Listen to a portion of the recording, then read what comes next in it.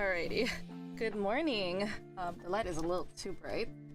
I'm gonna turn it down a little bit. Hopefully this is better. Alright, good morning. I'm finally here early for once, so good morning, good morning. I see some people are in chat right now, so welcome. Ubaidullah 96369 and Vision de Inacio. Good morning. I'm also checking for audio, so if you hear me echo, I apologize. I'm also checking for that.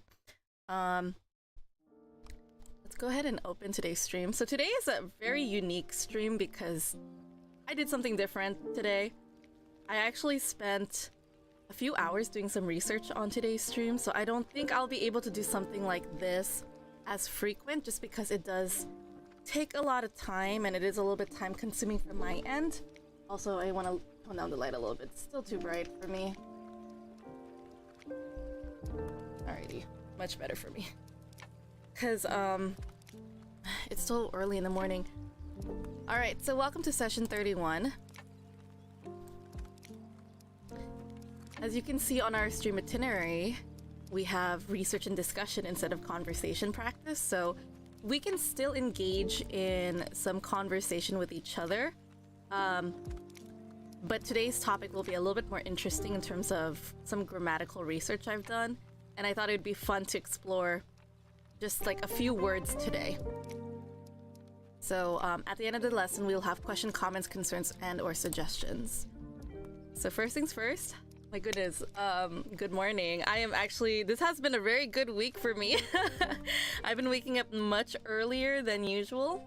Let's see, I see that everything's working fine too, which is wonderful. I love this. I love that my stream is working smoothly today. So Instagram's working this week, which is awesome.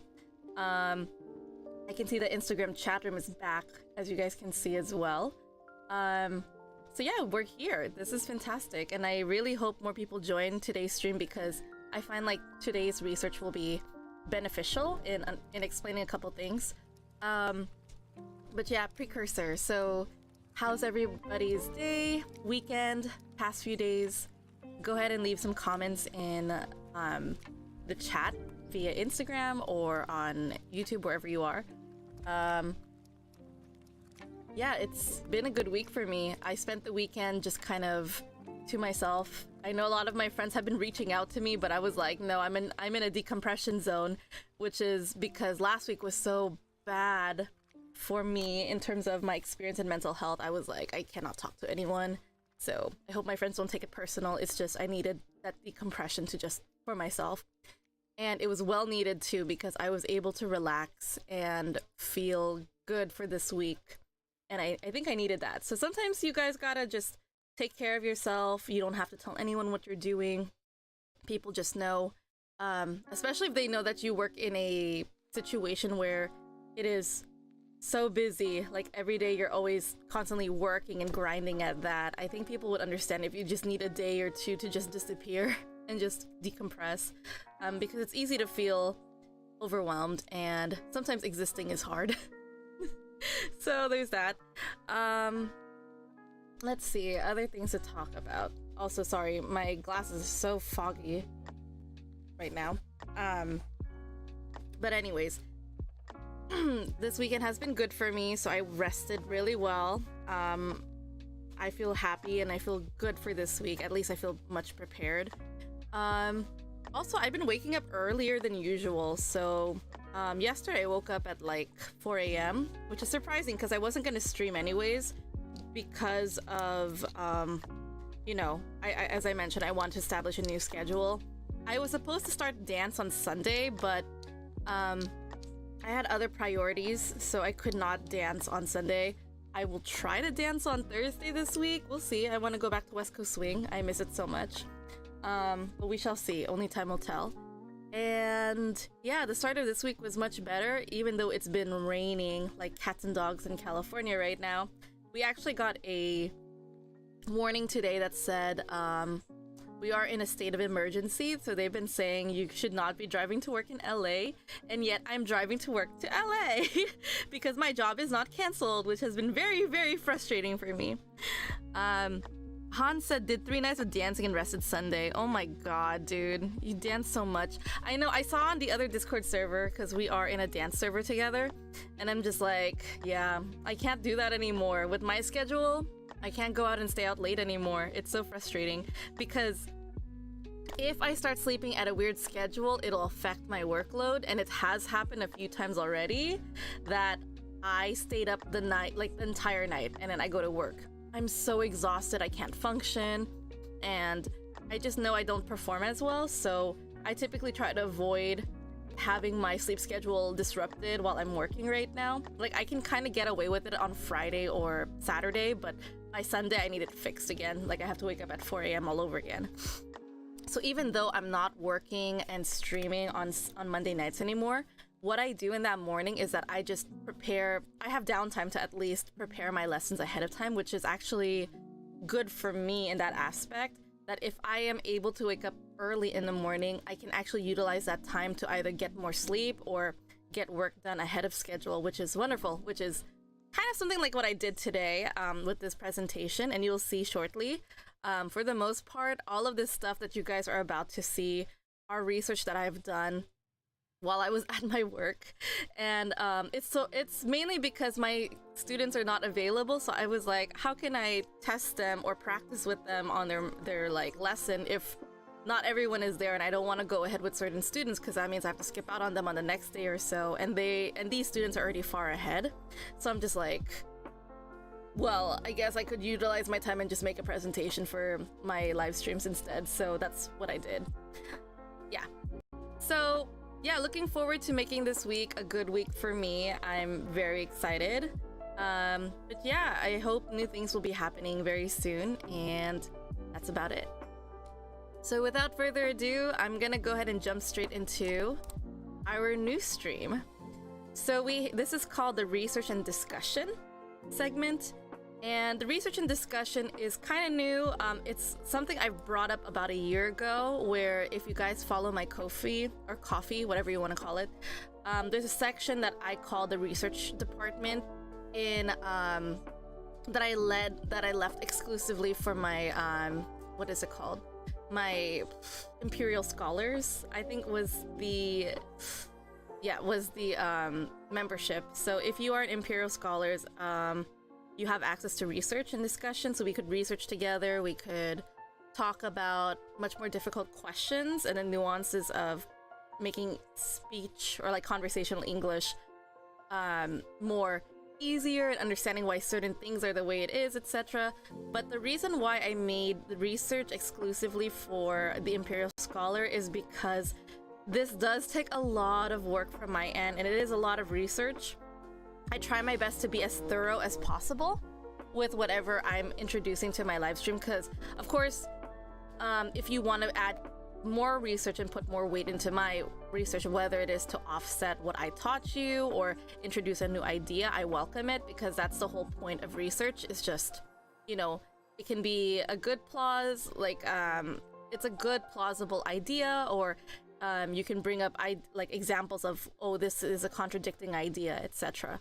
You know, but again, that's all in the name of research. That's what we're doing. It's just trying to find understanding and the truth behind linguistics and make sense of the English language. And of course, feel free to discuss.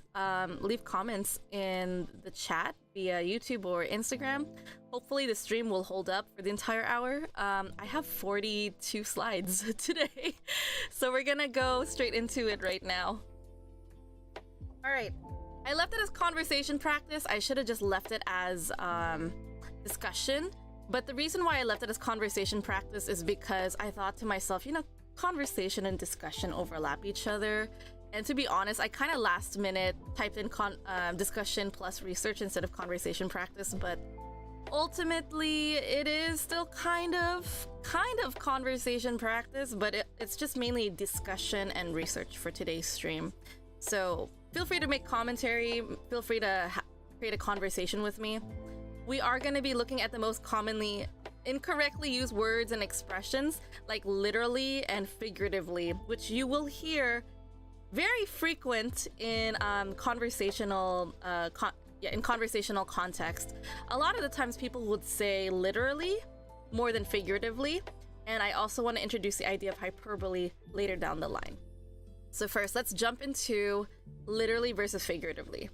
So literally is an adverb that is used to emphasize that a statement is exactly true and not exaggerated.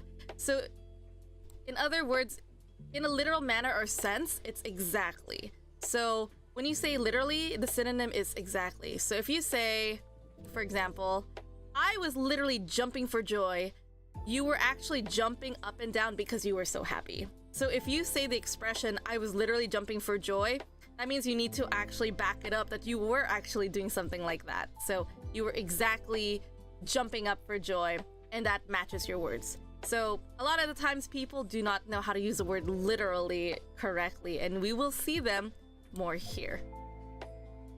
Figuratively is an adverb that we use to indicate that something is not literal, but metaphorical or symbolic. This is where a lot of people mess it up in everyday context. When you say something figuratively, you're expressing an idea or feeling in a way that isn't exactly true in a literal sense, but it helps to illustrate or emphasize your point. So here's an example. I'm so hungry I could eat a horse. Sorry about this little typo error there. You don't literally mean you could eat an entire horse, but you're using the phrase to emphasize how hungry you are. I believe the reason for this error is because I backspace, what's it called? I did Control Z, so I undid something, and I think because I remember I deleted this, so sorry, that's my embarrassment there. So yes, the expression, I'm so hungry I could eat a horse. Notice that the word figuratively is absent in the sentence. We don't typically say figuratively, we just let the context be, and you can draw your own conclusion that it's a figurative statement. So it doesn't mean that you can eat an entire horse, but you're just trying to talk about, oh, well, I'm hungry, you know? I just want to stress that I am hungry. That's the emphasis on that. So a lot of times you might hear people say, oh my god, I'm so hungry, I could literally eat a horse. This is where they use it incorrectly. So here's an example, literally versus figuratively. If you take words literally, you are interpreting them in their most basic or obvious sense. To understand words figuratively means to take them in a metaphorical or non-literal way. Figurative language conveys meaning by painting vivid pictures with words. For example, I was a fish out of water at the skating rink. So they do have images here to show you examples here. And sorry, my chair likes to go down over time, so you're gonna see me adjust my chair a lot. So here's a literal expression. Literally understood, this means that you are a fish who's found its way to a skating rink. Figuratively, figuratively understood, this means that you aren't comfortable skating because you're in an unfamiliar place, like when a fish is in unfamiliar territory when it's been taken out of water. So the citation, this is from Super ELA, so if you look it up, you'll probably find this. You can actually Google it and just type in literally versus figuratively, and this will pop up for you there. And this page is actually very useful in telling you more things about the differences between literally and figuratively. So we have examples in the wild. So I was watching a video a few days ago. As you guys know, I am a big Spy Family obsessed crazy fan. It's probably the most addiction I've ever had towards an anime, to the point that I started collecting pins. So someone said your is literally an acronym. As you guys can see, they're not using this context correctly. And then Anime Critical said, you don't know what literally means. Binary said the word literally has quite literally been used wrong by so many idiots that it literally lost its meaning. And I find this hilarious just because he's actually using the word literally correctly here. Quite literally been used wrong by many idiots who literally, like exactly, it lost its meaning. There's actually an explanation for this, so I'll go into this later. When someone says your is literally from AOT, which means Attack on Titans, again, I just find it funny that they use this expression. Anime Critical said, you also need the dictionary for the word literally. You literally are a dictionary for the word literally, Lamau. And I think this is funny too, because you can see they're all doing like a play on word with the word literally here. So I like that someone's pointing out that Anime Critical actually understands the word literally, so he calls them out. So it can be seen as a joke, but also in a very aggressive manner, because you can tell by their tone that they're not really a fan of each other. They kind of seem kind of rude, and this is kind of normal behavior on the internet. So if you don't know your grammar, sometimes you might come across this kind of interaction where you got some grammar police. So as you can tell, Anime Critical is a grammar police. And I just think it's funny that this person said that you literally are a dictionary for the word literally, and it's just funny. He's just missing his quotations around this word, then it would be grammatically correct. Even I can find it. Sorry, I'm just nerding out here for a moment. But this is an example in the wild of not using the right expression. So some people do call you out on it, some people don't. So yeah, when I saw this, I was just like, this is funny. I'm one of those people that's like, I do kind of care about grammar being used correctly, but at the same time, I don't care enough. But the funny thing, or the ironic thing about this whole situation is that I ended up making a presentation just to show that I do care. So that's kind of the funny result of this whole expedition and research of literally and figuratively. So we have another example here where there's a picture from The Spectator. I believe, oh my goodness, I don't think it was the correct link here, because I think I highlighted it and pressed the link, but it should say The Spectator. So the link is in here, but I'll definitely change it later. We have an example of someone that's looking at the Oxford English Dictionary, and he said that's literally blown my mind. So again, if you use the word literally, you take it as something actually happens, you know? And this is what they're trying to represent in the image here. So yeah, so if we were to go under that kind of direction, this is exactly what we should be imagining when you say the word literally, because it actually happens. So I tend to substitute the word literally with actually, just because I'm trying to follow up by saying it does happen, you know, like it follows through. But yes, what are some other examples that you've seen in the wild? So I wanted to open this discussion to you guys.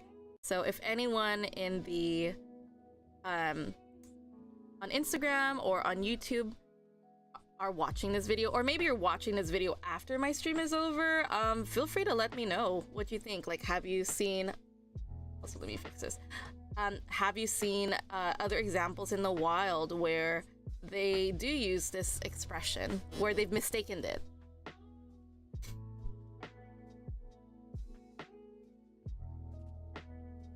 I'll give you guys like a few seconds to type whatever you need to type or write a response. It's up to you. I don't mind. But shortly after, I do have to keep moving forward because I do have a couple more slides to talk about. And something to note, and I apologize, I should have said this in the very beginning of today's stream, but this is a level intermediate or high intermediate level lesson, and it will cross over into advanced very shortly. So this is actually quite a complex conversation. It's something even I myself have to wrap my mind around of, because it's just like, English is just, gotta love English. Okay, so if you don't have any other comments, we can go ahead and move on. And of course, if you post it online, I'll respond to it whenever it's available. So we have literally versus figuratively. We have an exercise. Again, I wanted to provide this if there were extra people in the chat today, but it's just me and Hans. Hans is probably driving to work right now, so it's okay, Hans, you don't have to participate. The instructions are, you will see pictures and be tasked with describing them using the following expressions, literally or figuratively. Hint, figuratively is often dropped from the sentence because it is implied. So this is really important to remember, is that when you're using the expression figuratively, most of the time you don't say, I figuratively had my mind blown. We don't usually say that. It's kind of figuratively is kind of assumed. It is implied. So we technically would say my mind was blown. So if I say that, I'm saying it figuratively. I'm saying it figuratively without mentioning the word figuratively. It's just drawing from your own conclusion, if that makes sense to you guys. So we have the first one.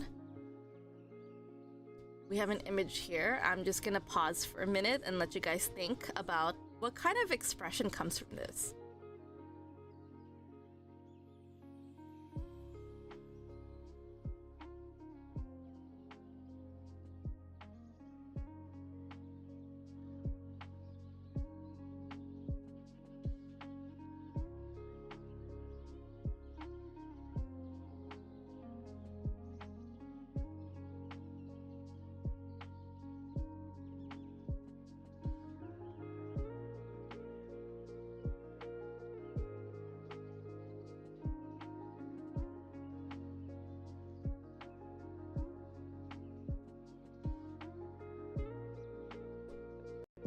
Okie dokie. So while you're still doing that, I'm actually pulling up the presentation on my tablet as well, because I know I left notes for myself here.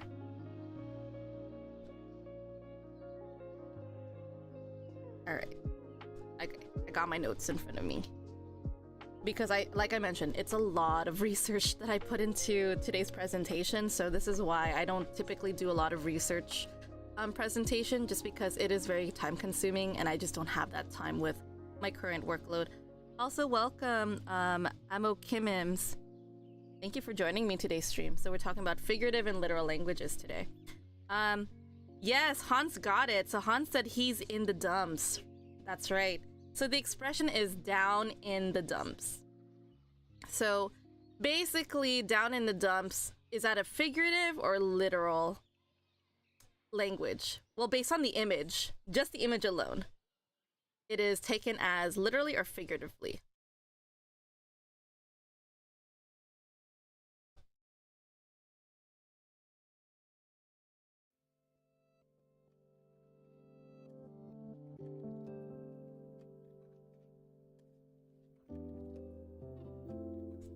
So if you're looking at the video and basing it based on the, did I say video? Sorry, picture.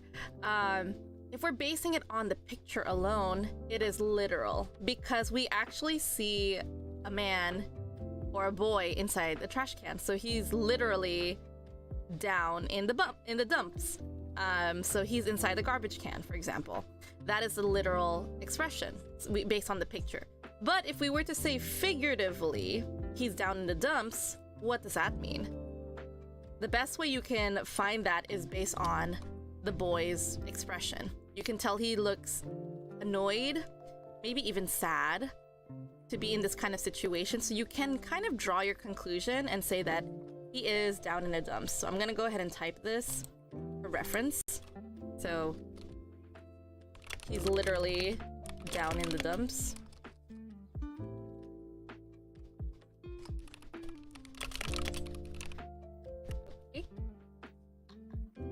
So you could say he's literally down in the dumps in this expression here.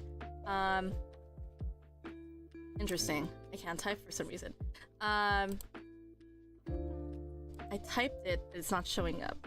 Oh, there it is. It's finally loaded. So he's literally down in the dumps. We can tell because he looks upset and he's in a dump. So he's down in the dumps. That's literally. You can actually use the word literally correctly here because of what we see visually in the presentation. But figuratively speaking, he's down in the dumps. From a figurative, we are saying he's in a bad mood.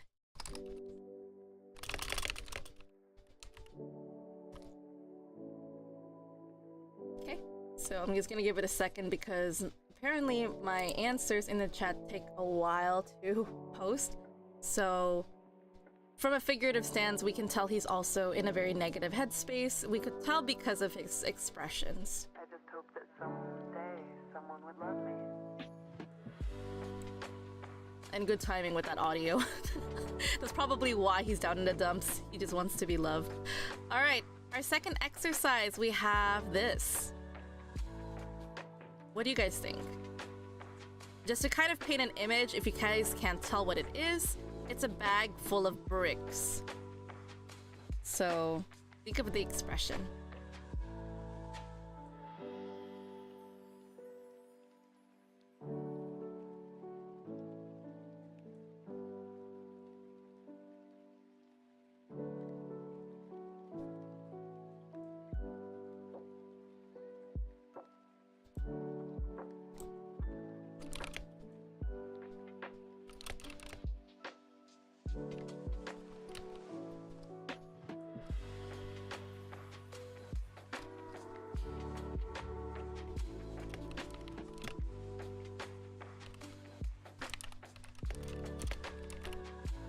I'm actually kind of guilty of this expression because a lot of my friends and my family talk about this regarding my bags. So I just actually find it funny that I not unconsciously, subconsciously use this picture for today's practice.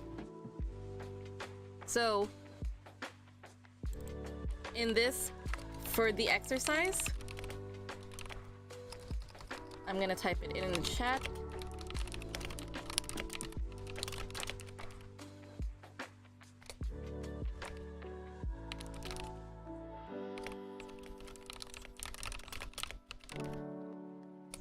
Okay, so the moment it pops into the chat, I will discuss it. It literally takes like 30 seconds or so. Oh, there we go. It just finally popped up. All right, so it's funny, I also use the word literally just now too. She's literally carrying rocks in her bag. You can tell this is literal because based on the picture, we do see rocks inside of a bag. For whatever reason, we don't know. Maybe for construction, maybe for something else, etc. There's literally rocks in a bag. And literally is used correct here because we see an actual image of rocks inside of a bag. Now, figuratively, I've been given this statement many times because a lot of the times I carry a very heavy backpack. So the metaphor that's being used in this figurative language is that it's being compared, whatever I'm carrying is compared to rocks in my bag, right? Being heavy. And a lot of the times I get teased for it because my friends are asking me like, oh, what do you fill your bag? Rocks and stuff? And I'm like, no. I carry a lot of devices on me, so that's probably why it's so heavy. Like even my day-to-day backpack, the one here that I left, presented here, I would get teased because it's actually relatively heavy, and part of it is because of my collection. Like I mentioned, I have a collection of pins that I put on here for you guys, so you can see my addiction for Spy Family is all here, and it does add on to the weight. And I also have another bag in here where I stored like my camera, so maybe in the near future you guys might see that I will post my study with me sessions of learning Japanese on YouTube. I'm still working on that. I have a ton of videos, I just have to edit them together. And this is where I put my little camera in here, my Insta360 camera, where I'm just filming myself while I'm learning a language, and I will edit that someday, so hopefully it'll be posted in this channel. So yeah, I put a lot of things in my bag, so my friends often tease me and say she carries rocks in her bags. Also, welcome Zen840, thank you for joining me today. Hello, dear teacher Hannah. Hi, good to see you. We're learning about figurative and, literally versus figuratively expressions today. Good to see you. Thank you for joining.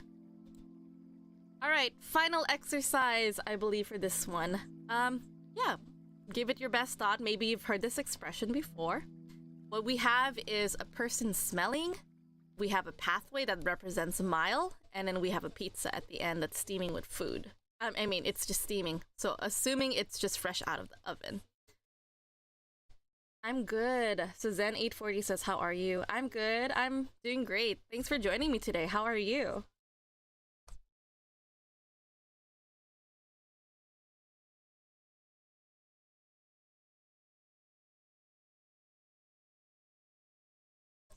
And then Zen said, nice to meet you too. Thank you. It's a pleasure to see you again.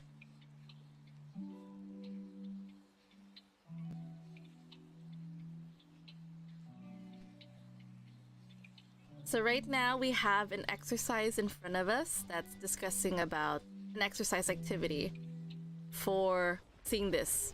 What do you guys think?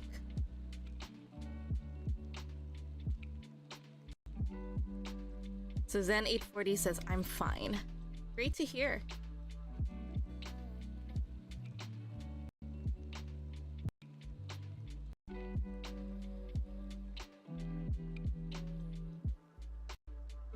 So again, what I'm gonna do is I'm gonna type the literal and figurative expressions.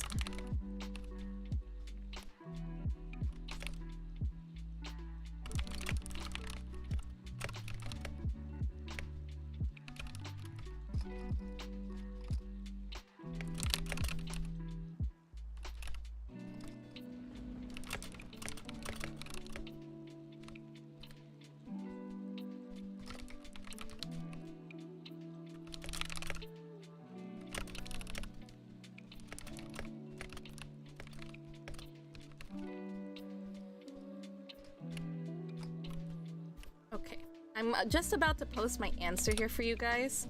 So, probably showed on Instagram or through my share screen via YouTube. But the moment you see it, I'm gonna go ahead and address it. Alright. So we have, let me see, I see Zen mentioned something above.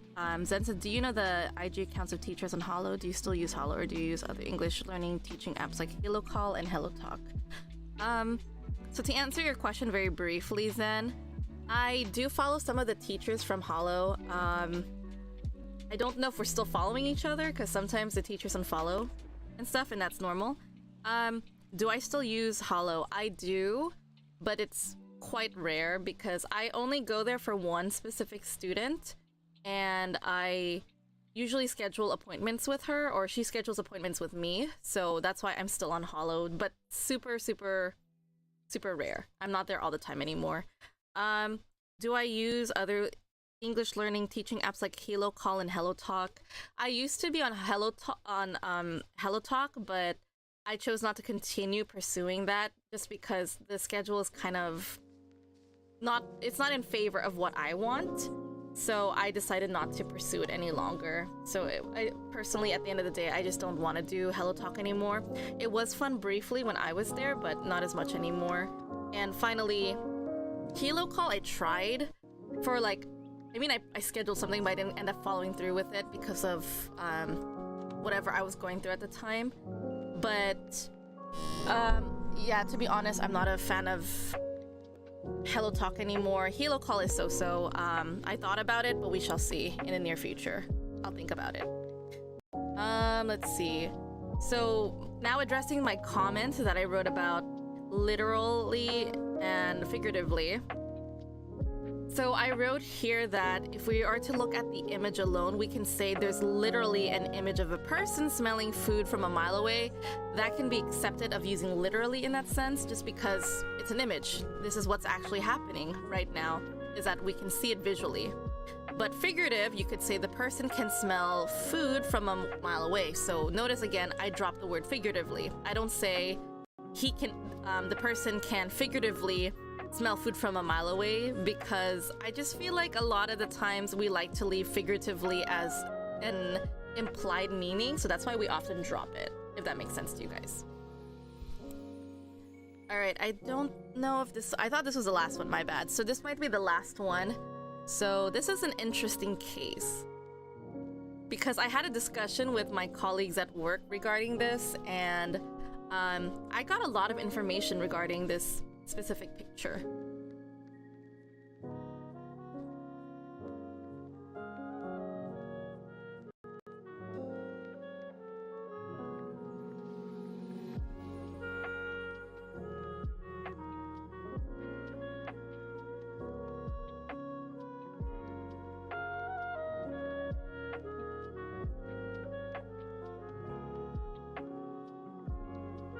Okay, so I'm gonna go ahead and type again the literal and figurative expressions.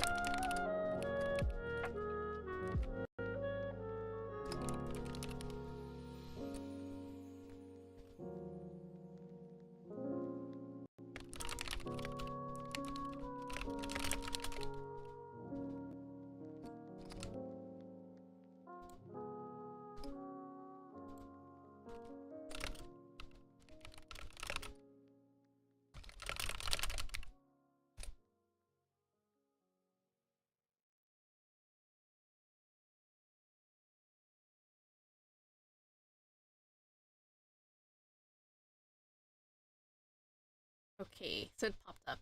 So literally, he literally buried his head in the sand, or the other expression is he has his head in the sand. This is interesting because I actually did not know the origins of this expression, and I actually had to ask a colleague of mine to help explain this to me. So I've recognized this gesture only because I used to watch a TV show called Looney Tunes, or there's also Tom and Jerry as well, where I've seen the characters literally put their head in the sand or in the dirt for some reason, and I didn't understand the context of that, and I still don't get it. I mean, I still didn't get it at the time when I was researching this.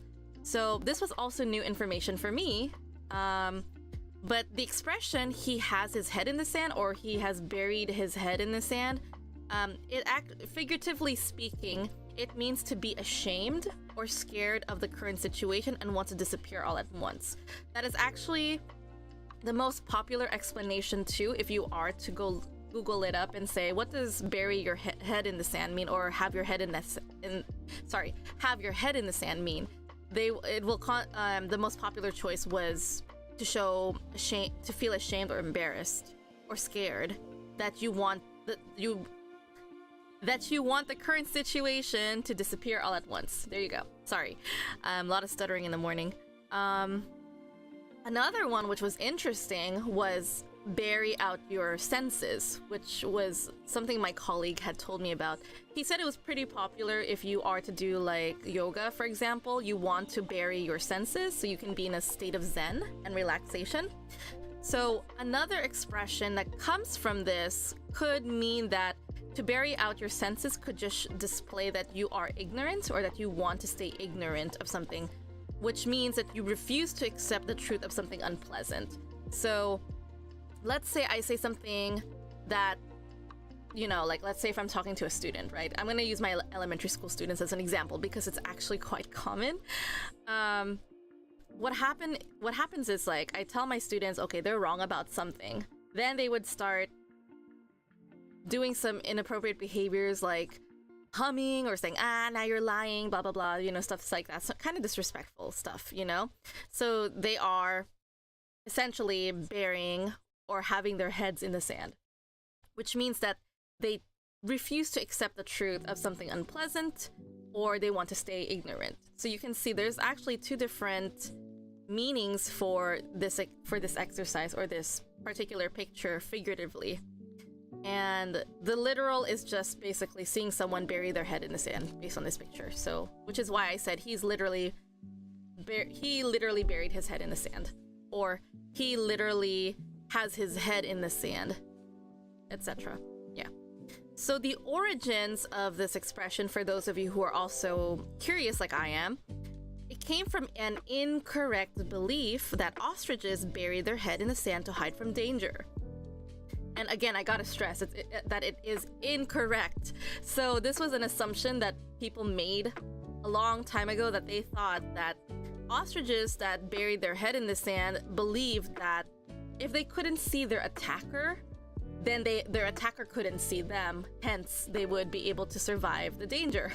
And I found that so hilarious because I'm like, does that even work? I really questioned it.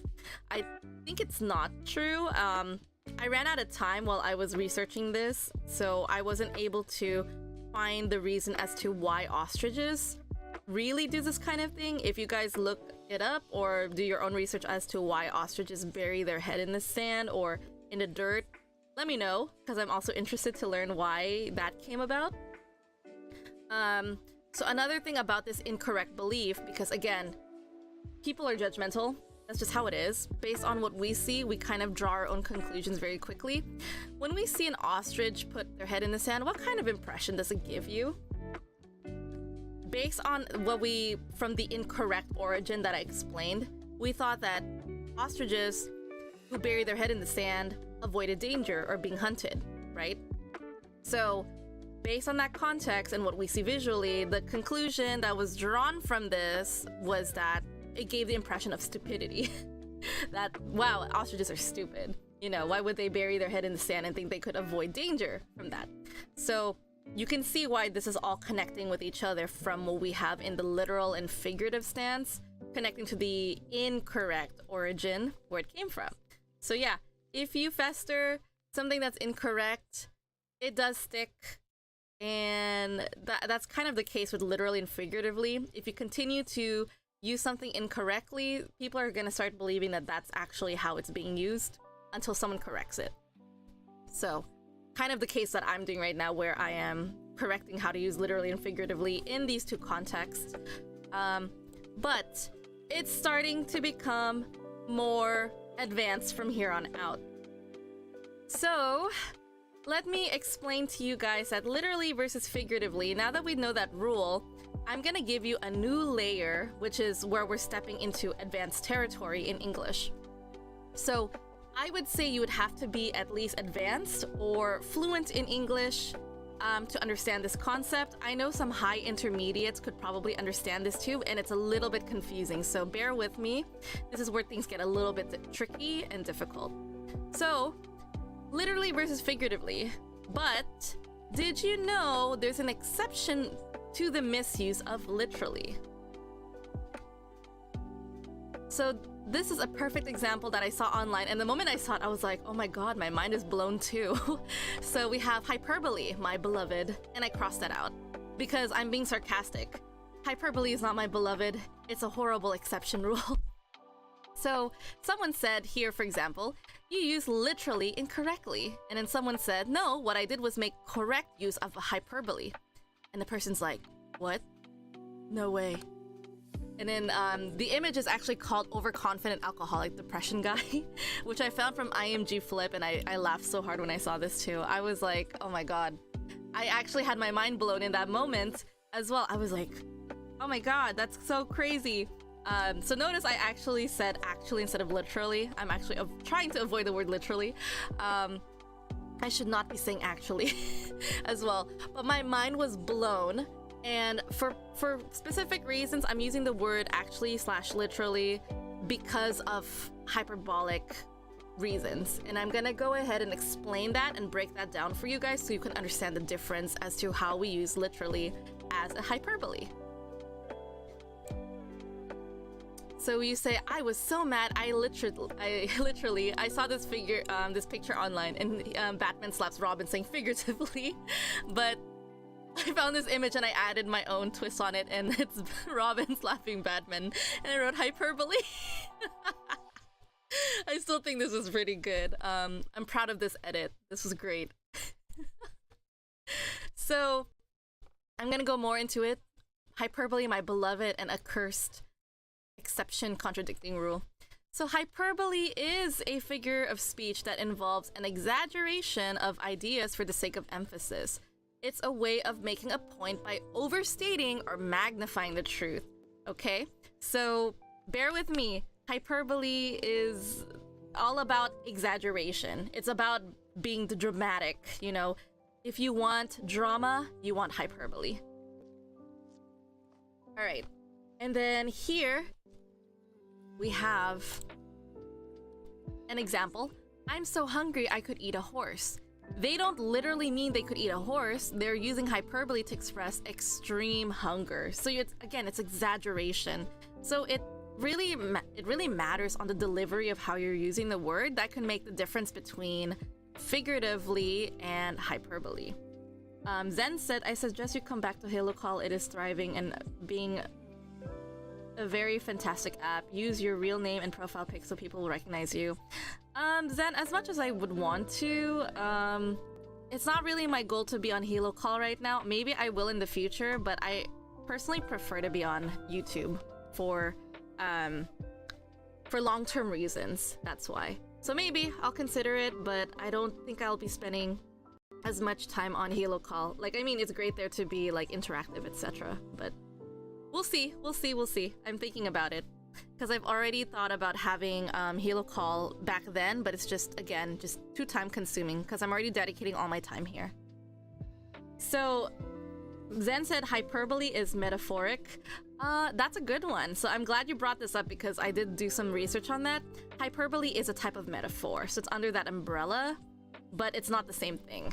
So this is why it's kind of advanced, really high level conversation or research here, because we're looking really into like the nuances of the connotation of English. Connotation meaning like what kind of tone or message is being said when you're saying something.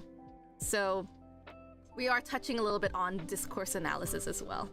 Yes. So even though you're watching this on Instagram, this is also being streamed on my YouTube channel at the same time. Yeah. All right. So moving on. So yeah, coming back to this conclusion, we also use the same expression. So I'm so hungry I could eat a horse for figurative language. It's acceptable because we're trying to express extreme hunger here. But it's also being used, hyperbole is meant to stress on exaggeration. So remember, we are exaggerating. That's the whole point of hyperbole. So if we were to jump back, let's say to the word literally. Where is literally? Here. So we're jumping all the way back here for literally and figuratively in the wild. So let's look at this for a second. Is this a use of hyperbole in any sense here? Yes, one of them is here. Your is literally an acronym. That is a hyperbole. And if you say yours literally from Attack on Titans, it is a hyperbole as well, because we're trying to be dramatic here in this sense. But at the same time, literally is being used incorrectly, but hyperbole you can kind of get away because you are being dramatic and stressing that. If you guys watch Attack on Titans, Ackermans are crazy, really, really good fighters in the film, or sorry, in the anime, and they're comparing your Forger to them. So they're using exaggeration at best here, and this is where literally is being used as a hyperbole, because we're just stressing that. We're being dramatic about it. So that's the only exception, and that's why I would accept this as technically we're using it correctly, under the category of hyperbole, which is why it can feel a little bit confusing. Also, I'm trying to figure something out here. Sorry, trying to find where I left off. So again, it's a way of making a point by overstating or magnifying the truth. The only thing I would say that could deem that expression off in terms of the literally in the wild is that it's not really the truth, it's just someone's personal opinion, it's bias, right? We can't really say Yor is an Ackerman because she is not. They are two separate anime, but people are trying to make that metaphor between them, so technically you could argue that they are trying to be I can't even say the word, hyperbolic of their hyperbolic of the expression, but at the same time, it's like, can we really call it the truth, though? So you can argue and say the statement literally in that example I showed you in the wild could not even be hyperbolic because it's not magnifying the truth. It's just overstating something, and again, being exaggerating here. Zen840 said, I want to know the name of your YouTube channel. It's the same name as on my Instagram, so if you look up the Homebody teacher, then you will see my YouTube channel. It's just gonna be there.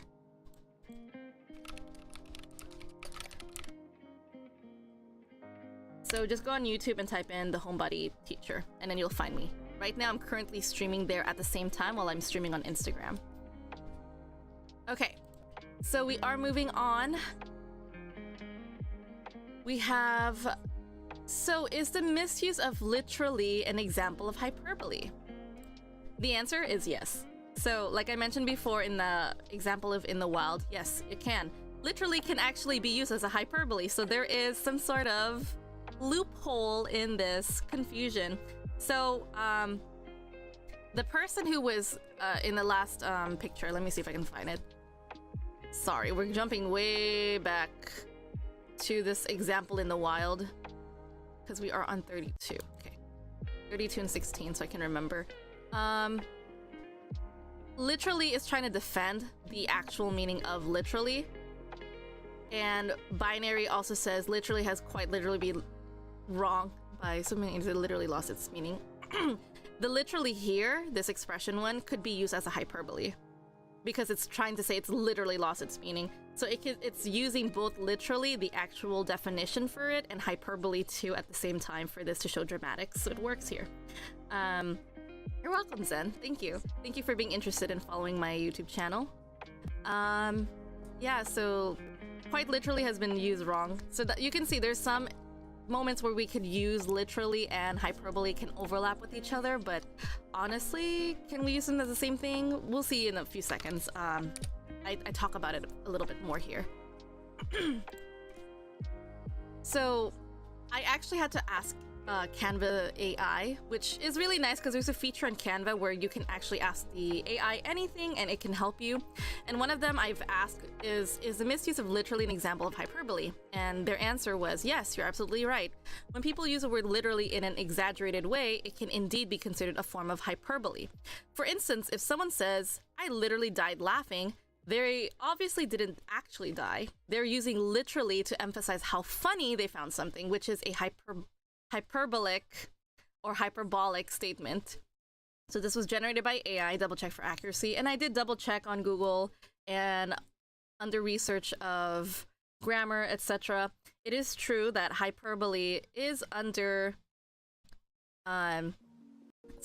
it is true that literally the word itself can be used for hyperbole, and a lot of grammarians are not happy with this statement. I would say, I think it was kind of funny, my colleague and I were talking about how grammarians actually don't like this word. Like, the use of literally is kind of a contradiction of itself, because literally is supposed to mean exact and actually what is happening, but it's being used for funny, exaggerated ways under hyperbole.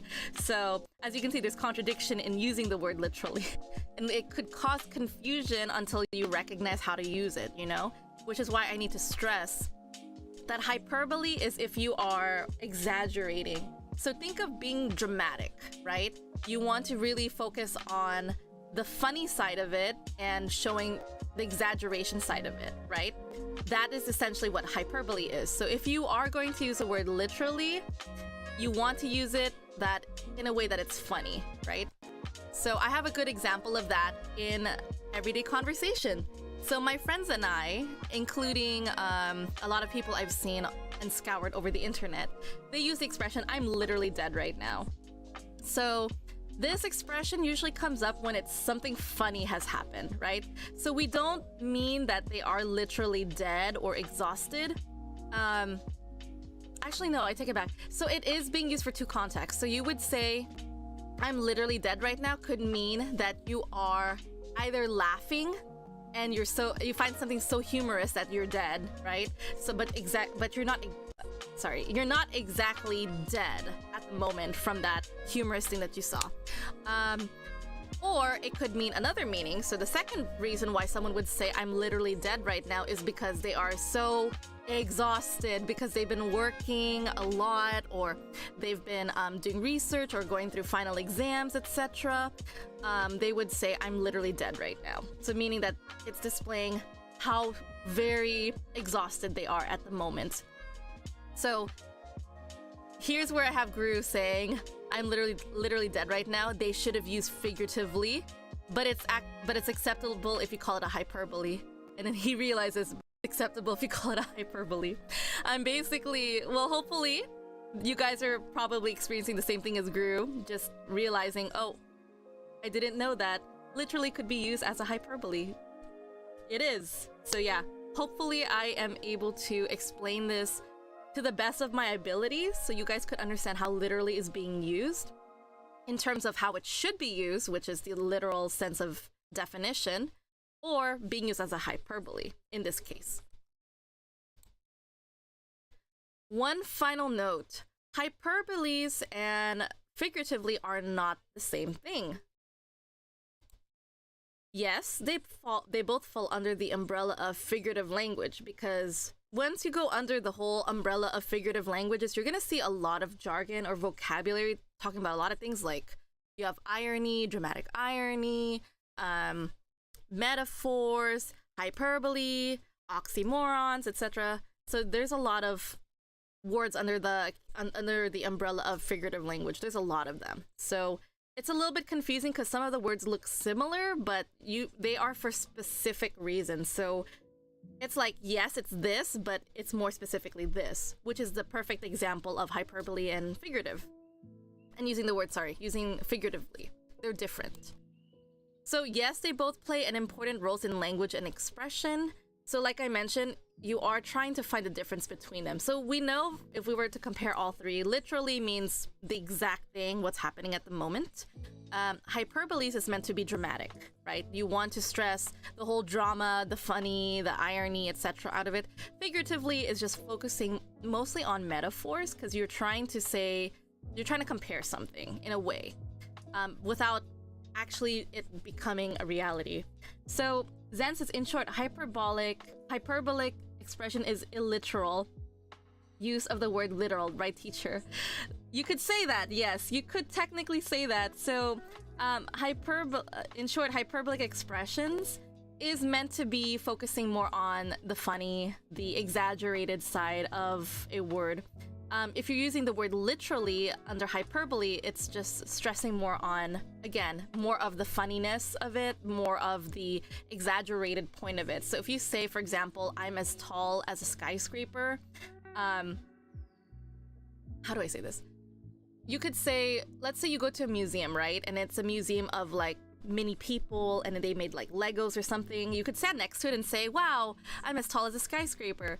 Literally, that could be taken with the context of the word literal, because you are next to skyscraper art and you're as tall as it. That would be correct in that sense for using literally in the correct context of taking it as it is.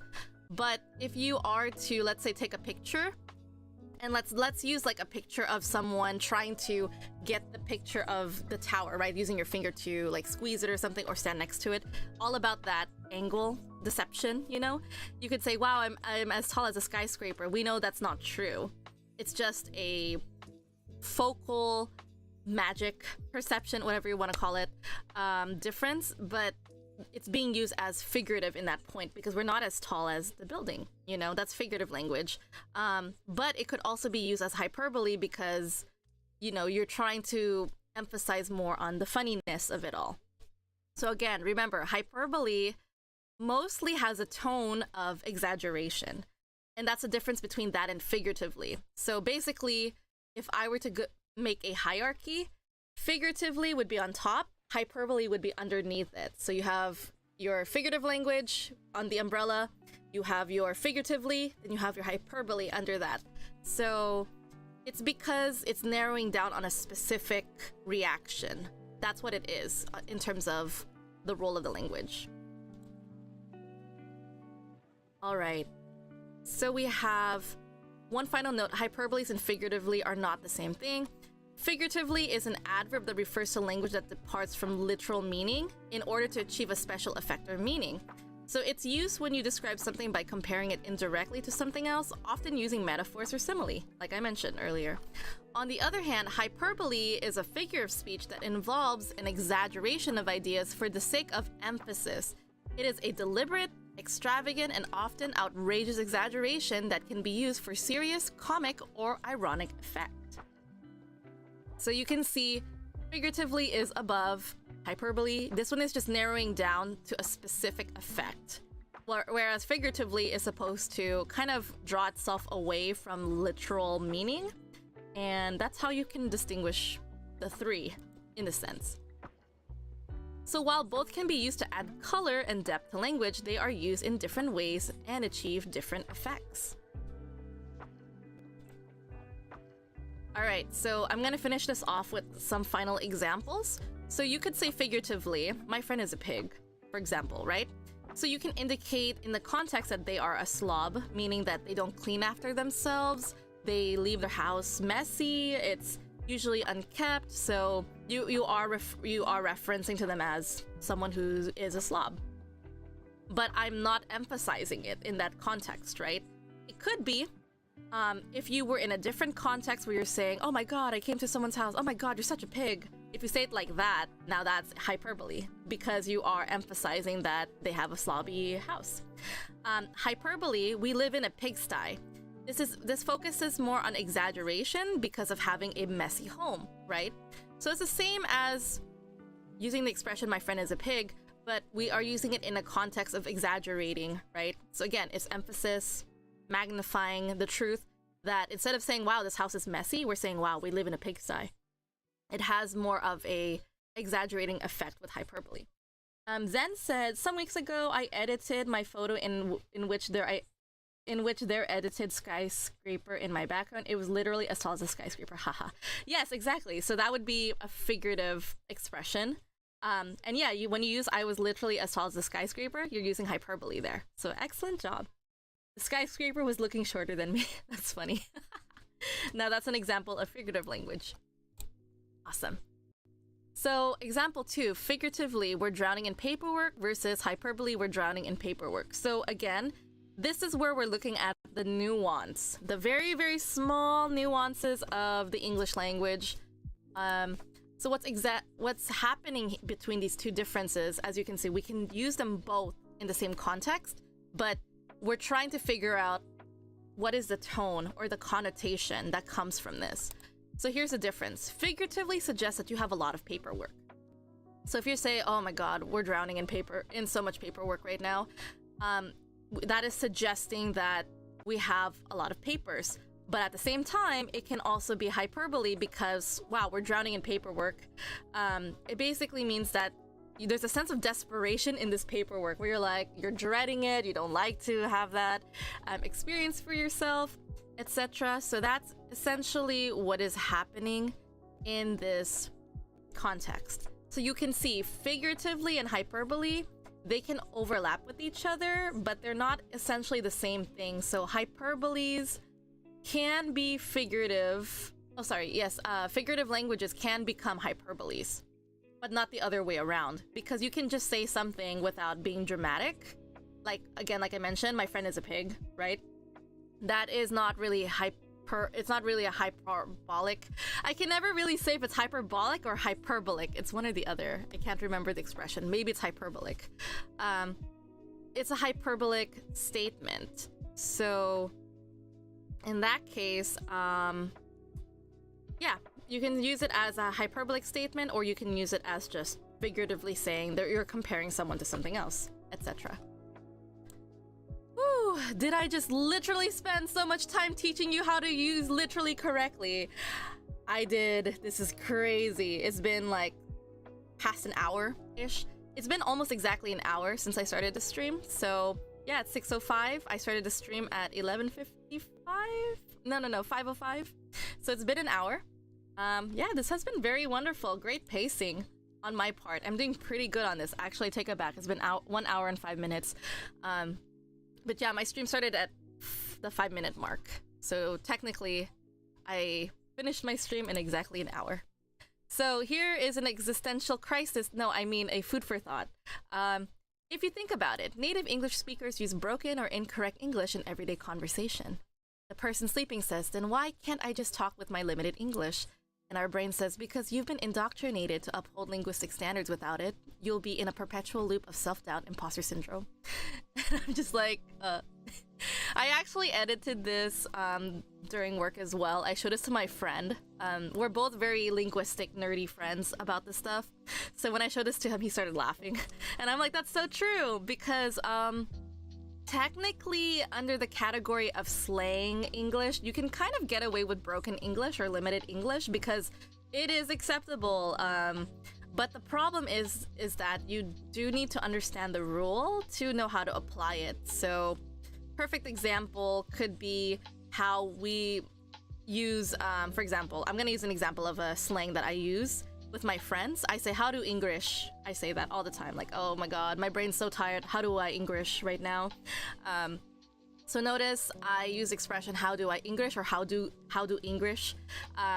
that's acceptable in slang because we're making fun of the fact that you don't know how to speak English at this moment because your brain is probably overloaded with so much English exposure, which happens to me when I'm editing or reading something and thinking too much in English, or doing like a grammar lesson like this one today. My brain is about to explode from teaching all this nuances of using literally, figuratively, and hyperbole in today's lesson. So yeah, how do English after this? It's acceptable in slang because we know exactly what we're talking about. But if you're someone who walks into to the English language without knowing just the idea behind it, you might feel lost. And of course, you might feel in a perpetual loop of self-doubt, or you might have the imposter syndrome because you want to pass off as someone who knows English, but you really don't know your English. In that case, isn't that all native English speakers though? I'm just laughing at this because that is my case too. Because yeah, last rant before I end the stream, a lot of the times if you're not an English major and if you're not a linguistic major, so you don't understand the context of the language as a whole, you're gonna start questioning like, oh, how do I even know English even though I'm a native English speaker? Because oftentimes or not, you don't know the answer, and that's normal. That more often than not, it's actually quite normal, and I think that's so hilarious to me. So, that being said, yeah, food for thought. Think about that. We finally reached the end of my stream, so if you guys have any questions, comments, concerns, or suggestions, I'm gonna be hanging back for another 2 minutes. So feel free to type your answers very quickly because I have to get going and get ready for work very soon. So yeah, I think that's about it for today's session. I hope you guys have enjoyed this deep dive in my research of literally, figuratively, and hyperboles that use literally as hyperboles. I think I already said that, but it's okay. Here we are at the end where my brain and my English doesn't make sense anymore. But yeah, I hope you guys enjoyed this lesson. I had a great time and a fun time researching this, so if you guys enjoyed my content, I hope this was fun for you guys. Zen says, really sorry to inform you that only 100 MB data remain. I should have saved for casual needs. See you, my dear teacher. That's okay, Zen84. Thank you so much for joining me. I'm assuming that he had to go because of his data, and that's perfectly okay. This is all going to be on YouTube anyway, so that's fine. So I'm not sure if I should message him afterwards, but it is what it is. So I go live on YouTube and Instagram, conversation practice. Today was an exception where I did research because I really, really wanted to do this one. I had it in my lesson plans for some time that I wanted to explore these words and grammar. If you guys genuinely did enjoy this, please consider supporting me on Ko-fi. Just follow me, and become one of my members. You can become a sushi roll. Let me see if I can actually pull it up for you guys. I keep forgetting to post it. I'm so sorry. Ko-fi. I think this is it. No. Ko-fi.com/oh,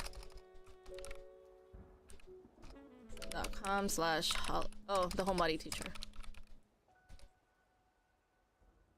It's funny, I went to commissions. So yeah, if you guys choose to become a member, I actually dropped the price recently. Couch potatoes are now $3 a month, sushi rolls $5 a month, nerves of tungsten $7, and of course if you want to be an imperial scholar, where this is where I put all my research into, it's just $10 a month. So hopefully there'll be more stuff coming in soon if people are willing to support me on Ko-fi, because of course at the end of the day I want to make this into a full-time job in the near future. I would love to leave my real life job and then move into dedicating my time and research into English and teaching the English language. Oops, why did I download? But yeah, it's just I really enjoy this kind of stuff, and I hope I can pursue it someday in the future if people are willing to support me on Ko-fi. And of course, yeah, I think that's it because I'm starting to get really tired and burnt out in my head from talking about English all day. But yeah, conversation practice will resume this week, Wednesday and Thursday. There's no more Monday and Friday sessions, so I only teach conversation practice 3 times a week now. And for English for Everyone, I do have a lesson tonight at 8 p.m. PDT PST. Please join my Discord channel, because if you join the Discord channel, I'll be able to post my stuff more actively. So after today's stream, I'm gonna go ahead and post this video and all of the stuff that I taught here. Well, actually the itinerary and the image, I'm gonna post it on my Discord channel so you can find it under the live stream notes. So everything I've recorded so far will all be there for you guys if ever you miss any. And if ever you want to rewatch previous ones, it's all gonna be there too.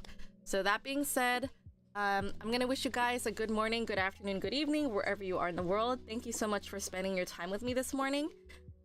It's raining so much in California, so if you're from California or know someone from California, wish them well and remind them to stay bundled up and warm because it is very, very cold and it is raining so much this entire week. So, yeah, I have to go get ready and get to work in LA. And yeah, that's about it in today's stream. Alright guys, I wish you all well and see you later tonight for grammar. So, see you then.